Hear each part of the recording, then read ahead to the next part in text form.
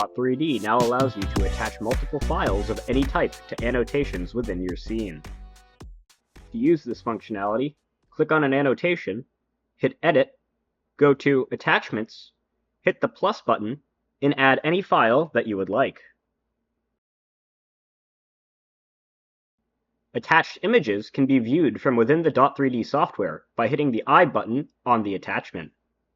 You now have the option to attach multiple images to a single annotation, attach one to each as shown here, or any other combination. Non-image files can also be attached to annotations in your scene. Follow the same process, but select whatever file type you would like. Here, we're going to put on both a PDF and a video.